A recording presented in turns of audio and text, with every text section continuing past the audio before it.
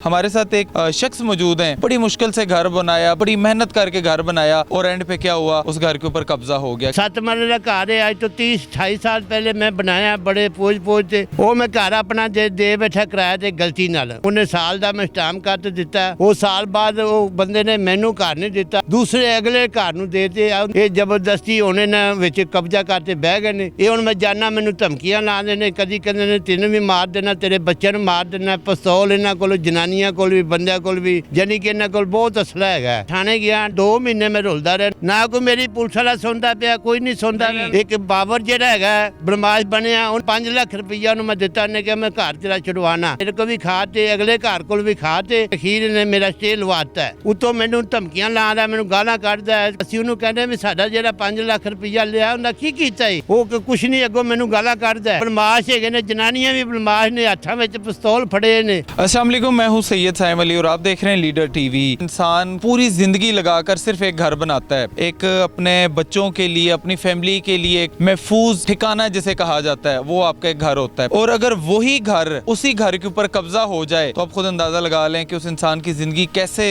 गुजरेगी। हमारे साथ एक शख्स मौजूद हैं, इनकी कहानी भी सेम ऐसे ही है। बड़ी मुश्किल से घर बनाया, बड़ी मेहनत करके घर बनाया और एंड पे क्या हुआ, उस घर के ऊपर कब्जा हो गया। कैसे हुआ, इनकी जुबानी सुनते हैं। अस्सलाम वालेकुम। ਹਾਂਜੀ ਵਾਲੇਕੁਮ ਸਲਾਮ। ਇਹ ਜੀ ਕੀ ਨਾਂ ਹੈ ਤੁਹਾਡਾ? ਮੇਰਾ ਨਾਮ ਬੱਗੂ ਹੈ ਜੀ।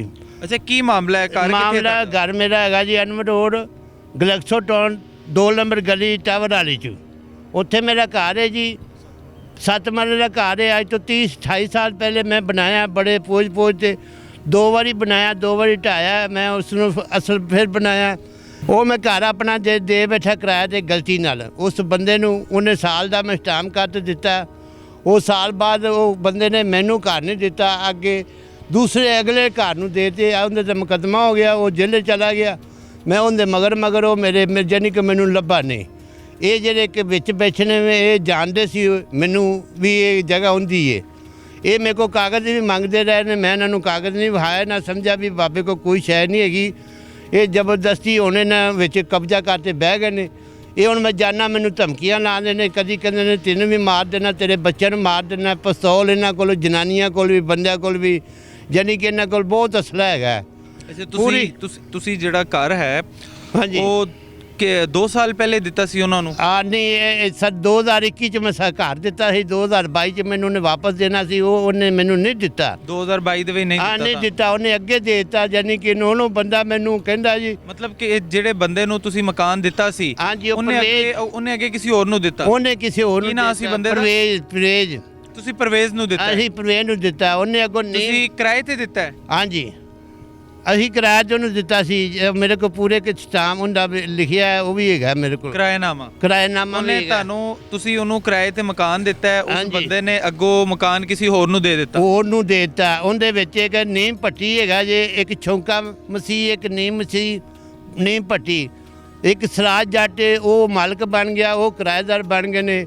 ਸਾਰੀ ਖੇਡ ਛੌਂਕੇ ਦੀ ਤੇ ਨੀਮ ਪੱਟੀ ਦੀ ਹੈ। ਇਹਨਾਂ ਅੱਗੇ ਹੋਰ ਘਰ ਜਿਹੜੇ ਨੇ ਬੜੇ ਬਰਬਾਦ ਕੀਤੇ ਨੇ। ਯਾਨੀ ਕਿ ਲੋਕਾਂ ਦੇ ਇਸ ਤਰ੍ਹਾਂ ਘਰ ਮਹੱਲਾ ਵੀ ਇਹਨਾਂ ਕੋਲੋਂ। ਮੈਂ ਚਾਹਨਾ ਇਹ ਮਹੱਲੇ ਦੇ ਵਿੱਚੋਂ ਗੰਦ ਜਿਹੜਾ ਨਾ ਖਤਮ ਹੋ ਜਾਵੇ। ਇਹ ਗੰਦ ਖਤਮ ਨਹੀਂ। ਮੈਂ ਦੁਬਾਰਾ ਫਿਰ ਨਸਤਰ ਕਾਨੂੰਨੀ ਗਿਆ, ਉੱਥੇ ਜਾਨੀ ਕਿ ਥਾਣੇ ਗਿਆ। 2 ਮਹੀਨੇ ਮੈਂ ਰੁਲਦਾ ਰਿਹਾ, ਨਾ ਮਿੰਨੀ ਭਗਤ ਲਾ ਤੇ ਇੱਕ ਬਾਬਰ ਜਿਹੜਾ ਹੈਗਾ ਉਹ ਕਾਨੇ ਦਾ ਹੈਗਾ, ਬਦਮਾਸ਼ ਬਣਿਆ। ਉਹਨੂੰ ਪੈਸੇ ਮੈਂ 5 ਲੱਖ ਰੁਪਈਆ ਉਹਨੂੰ ਮੈਂ ਦਿੱਤਾ। ਉਹਨੇ ਕਿਹਾ ਮੈਂ ਘਰ ਤੇਰਾ ਛੁਡਵਾਣਾ। ਉਹਨੇ 5 ਲੱਖ ਰੁਪਈਆ ਮੇਰੇ ਕੋਲ ਵੀ ਖਾ ਤੇ ਅਗਲੇ ਘਰ ਕੋਲ ਵੀ ਖਾ ਤੇ ਉਹਨੇ ਮੇਰੇ ਕਾਗਜ਼ ਜਿਹੜੇ ਨੇ ਸਾਰੇ ਇਹਨਾਂ ਕੋਲੋਂ ਕਰਕਾਰ ਕੀਤੇ। ਇਹਨੇ ਅਖੀਰ ਨੇ ਮੇਰਾ ਸਟੇ ਲਵਾਤਾ। ਆਈ ਸਮਝ। ਉਤੋਂ ਮੈਨੂੰ ਧਮਕੀਆਂ ਲਾਉਂਦਾ, ਮੈਨੂੰ ਗਾਲਾਂ ਕੱਢਦਾ। ਤੂੰ ਕੁੜੀ ਦਾ ਰਿਸ਼ਤਾ ਦਿੱਤਾ, ਭੈਣ ਦਾ ਰਿਸ਼ਤਾ ਦਿੱਤਾ, ਉਤੋਂ ਮੈਂ ਤੈਨੂੰ ਥਾਣੇ ਜਾਣਾ, ਉੱਥੇ ਮੈਂ ਤੈਨੂੰ ਫੜਾ ਦਿਆਂਗਾ। ਉਤੋਂ ਮੈਨੂੰ ਬਾਬਰ ਧਮਕੀਆਂ ਇਹ ਲਾ ਰਿਹਾ। ਉਲਟਾ ਤੁਹਾਨੂੰ ਧਮਕੀਆਂ ਲਾ? ਹਾਂ, ਉਲਟਾ ਮੈਨੂੰ ਧਮਕੀਆਂ ਲਾ ਰਿਹਾ ਸੀ। ਉਹਨੂੰ ਕਹਿੰਦੇ ਵੀ ਸਾਡਾ ਜਿਹੜਾ 5 ਲੱਖ ਰੁਪਈਆ ਲਿਆ ਉਹਦਾ ਕੀ ਕੀਤਾ ਈ?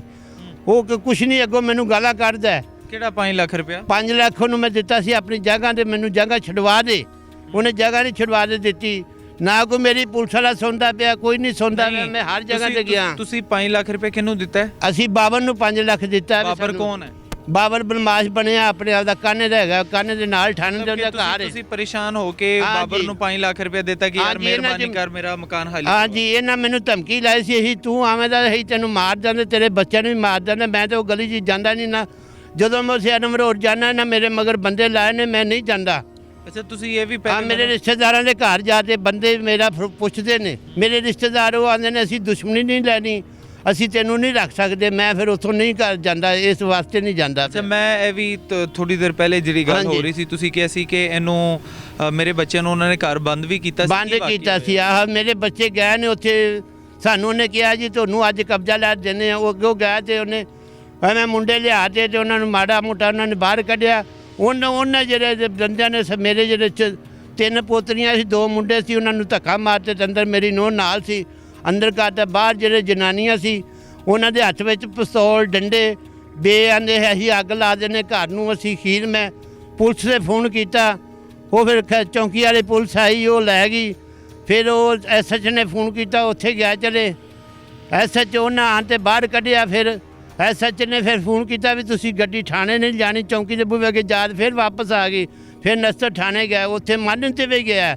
ਉਹਨੇ ਕਿਹਾ ਤੂੰ ਘਰ ਕਿਉਂ ਨਹੀਂ ਦਿੰਦਾ ਪਿਆ? ਕਹਿੰਦਾ ਜੀ ਉਹ ਜਿਹੜਾ ਸਰਾਜ ਜੱਟ ਉਹਨੇ ਕਿਹਾ ਜਿਵੇਂ ਤੂੰ ਕਹਿੰਦਾ ਐਸਐਚ ਨੂੰ, ਕਹਿੰਦਾ ਮੈਂ ਦੇ ਦੇਣਾ। ਉਸ ਤੋਂ ਜਾਣੀ ਕਿ ਘਰ ਉਹਨੇ ਕੋਈ ਨਹੀਂ ਮੈਨੂੰ ਦਿੱਤਾ। ਫਿਰ ਆਇਆ ਸਵੇਰੇ, ਉਹਨੇ ਮੈਨੂੰ ਤਾਂ ਛੱਡ ਦਿੱਤਾ ਤੇ ਉਹ ਇਹਨਾਂ ਜਿਹੜੇ 6 ਜਣੇ ਸੀ ਉਹਨਾਂ ਦੇ ਪਰਚਾ ਹੋ ਗਿਆ 751 ਦਾ, ਉਹ ਸਿਰੇ ਜ਼ਬਾਨਤ ਹੋ ਗਈ, ਉਹ ਘਰੋਂ ਘਰੀ ਨਾ। ਉਦੋਂ ਬਾਅਦ ਐਸਐਚ ਨੇ ਗੱਲ ਕੀਤੀ ਨਾ, ਥਾਣੇਦਾਰ ਸੁਣਦਾ ਹੈ। ਇਹ ਮਹੀਨੀ ਭਗਤ ਸਾਰੇ ਰਲ ਗਏ ਨੇ, ਮੇਰੀ ਕੋਈ ਨਹੀਂ ਸੁਣਦਾ। ਮੈਂ ਹਰ ਜਗ੍ਹਾ ਤੇ ਜਾਣੀ ਕਿ ਗਿਆ, ਮੇਰੀ ਕੋਈ ਨਹੀਂ ਸੁਣਦਾ। ਤੁਹਾਡੀ ਮਿਹਰਬਾਨੀ ਹੈ, ਮਹੱਲਾ ਮੇਰੇ ਨਾਲ ਹੈ, ਮਹੱਲਾ ਮੇਰਾ ਪੂਰਾ ਗਵਾਹੀ ਦਿੰਦਾ ਹੈ ਵੀ ਬਾਬਾ ਅੱਜ ਤੋਂ 28 ਸਾਲ ਪਹਿਲੇ ਮੈਂ ਜਗ੍ਹਾ ਆਪ ਬਣਾਈ ਹੈ, ਛੱਪੜ ਲੈ ਕੇ ਬਣਾਇਆ ਸੀ, ਮੈਂ ਪਾਇਆ ਸੀ। 2 ਵਾਰੀ ਮੈਂ ਢਾਇਆ ਹੈ, 2 ਵਾਰੀ ਬਣਾਇਆ ਹੈ। ਤੁਹਾਡੀ ਮਿਹਰਬਾਨੀ ਹੈ, ਮੇਰੇ ਨਾਲ ਕੋਈ ਤਾਮਲ ਕਰੋ। ਮੈਂ ਤੁਹਾਡੀ ਦਰਖਾਸਤ, ਹਕੂਮਤ ਵੀ ਮੇਰੇ ਨਾਲ ਕੋਈ ਸਾਥ ਕਰੇ। ਤੇ ਮੇਰੀ ਗੱਲ ਸੁਣੋ, ਇਸ ਟਾਈਮ ਜਿਹੜਾ ਤੁਹਾਡਾ ਕੇਸ ਹੈ ਚੱਲ ਰਿਹਾ ਹਾਈ ਕੋਰਟ ਚੱਲਦਾ ਪਿਆ ਜੀ, ਉਹਨਾਂ ਸਟੇ ਲਵਾਤਾ ਜੀ ਹਾਈ ਕੋਰਟ ਦੇ ਉੱਤੇ। ਜਾਨੀ ਕਿਰਾਏਦਾਰਾਂ ਨੇ ਸਟੇ ਲਵਾਤਾ ਤੇ ਦਾਵਾ ਕਰਤਾ ਮੇਰੇ ਤੇ ਇਹਨਾਂ ਝੂਠੀ ਰਜਿਸਟਰੀ ਤਿਆਰ ਕੀਤੀ ਹੈ। ਮੇਰੇ ਕੋਲ ਅਸਲ ਰਜਿਸਟਰੀ ਮੇਰੇ ਹੱਥ ਵਿੱਚ ਹੈਗੀ ਹੈ, ਜਿੱਥੇ ਮਰਜ਼ੀ ਮੈਨੂੰ ਚੈੱਕ ਕਰਾ ਸਕਦੇ, ਅਸਲ ਰਜਿਸਟਰੀ ਹੈ। ਉਹਨਾਂ ਝੂਠੇ ਸਟਾਂਪ ਬਣਾਏ ਨੇ।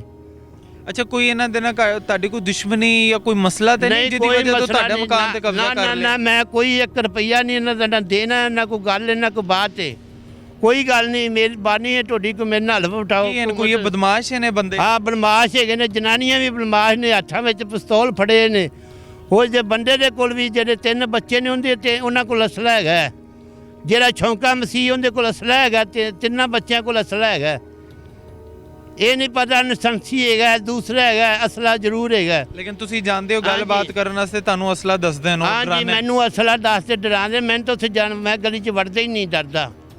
ਮੈਨੂੰ ਉਹਨਾਂ ਪਹਿਲੇ ਧਮਕੀ ਲਾ ਛੱਡੀ। ਤੁਸੀਂ ਆਪਣੇ ਘਰ ਜਾਣੇ ਵੀ ਡਰਦੇ ਹੋ? ਹਾਂ ਜੀ ਡਰਦੇ। ਮੈਂ ਉਹਨੂੰ, ਮੈਨੂੰ ਅੱਗੇ ਜਾਣ ਹੀ ਨਹੀਂ ਦਿੰਦਾ। ਉਦੋਂ ਪੁਲਿਸ ਆਈ ਹੈ, ਕਾਨਾ ਦੀ ਇਨਕੁਆਇਰੀ ਕਰਨ ਆਈ ਹੈ ਵੀ ਉਹਨੇ ਪੁੱਛਿਆ ਤੇ ਦਵਾ ਉਹਦਾ ਮੁੰਡਾ ਬੋਲਿਆ, ਭੁੜਕ ਤੇ ਉਹਨੇ ਗੱਲ ਕੀਤੀ ਹੈ। ਉਹਨੇ ਮੈਨੂੰ ਅੱਗੇ ਹੋਣ ਹੀ ਨਹੀਂ ਦਿੱਤਾ। ਉਹ ਮੇਰਾ ਬਿੱਲ ਬੁੱਲ ਮੇਰੇ ਨਾਂ ਹੈ ਸਾਰਾ ਕੁਝ। ਅੱਜ ਤੋਂ 2009 ਦੇ ਵਿੱਚ ਮੈਂ ਬੈਂਕ 'ਚ ਪੈਸੇ ਤਾਰ ਤੇ ਮੀਟਰ ਮੇਰੇ ਨਾਂ, ਮੇਰੀ ਬੀਵੀ ਦੇ ਨਾਂ ਮੀਟਰ ਹੈ, ਬੱਤੀ ਦਾ, ਗੈਸ ਦਾ, ਸਾਰਾ ਕੁਝ ਮੇਰਾ ਜਾਨੀ ਕਿ ਮੇਰੇ ਨਾਂ ਹੈ। ਉਹ ਕਬਜ਼ਾ ਕਰਤੇ ਤੇ ਇਸ ਟਾਈਮ ਕਬਜ਼ਾ ਮਾਲਕ ਬਣ ਗਏ ਨੇ। ਉਹਦੇ ਨੇ ਅਸੀਂ ਖਰੀਦੀਏ, ਕਦੀ ਫਲਾਣਾ ਸਟਾਮ ਐਵੇਂ ਝੂਠਾ ਸਟਾਮ ਕਰਤੇ ਤੇ ਅਸੀਂ ਖਰੀਦੀਏ ਫਲਾਣੇ ਕੋਲੋਂ। ਇਹ ਤੁਹਾਡੇ ਕੋਲ ਓਰੀਜਨਲ ਰਜਿਸਟਰੀਆਂ ਸਾਰੀਆਂ? ਹਾਂ ਜੀ ਰਹਿੰਦੇ ਸਾਡੇ ਕੋਲ ਬਿਲਕੁਲ ਅਸਲ ਰਜਿਸਟਰੀਆਂ ਨੇ।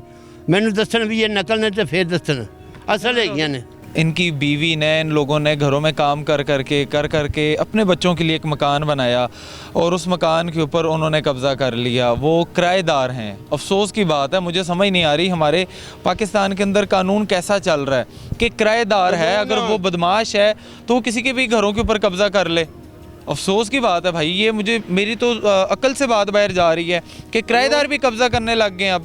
मैं मरीम नवाज़ साहिबा जो कि वज़ीर आला पंजाब हैं, मैं आपसे बड़ी मुदबाना गुजारिश करूँगा और IG पंजाब साहब से कि ये लोग हैं जिन लोगों ने बड़ी मुश्किल से अपना एक घर मकान बनाया होता है, तो खुदा के लिए इनके मकानों की हिफाजत करना आप लोगों का फ़र्ज़ बनता है।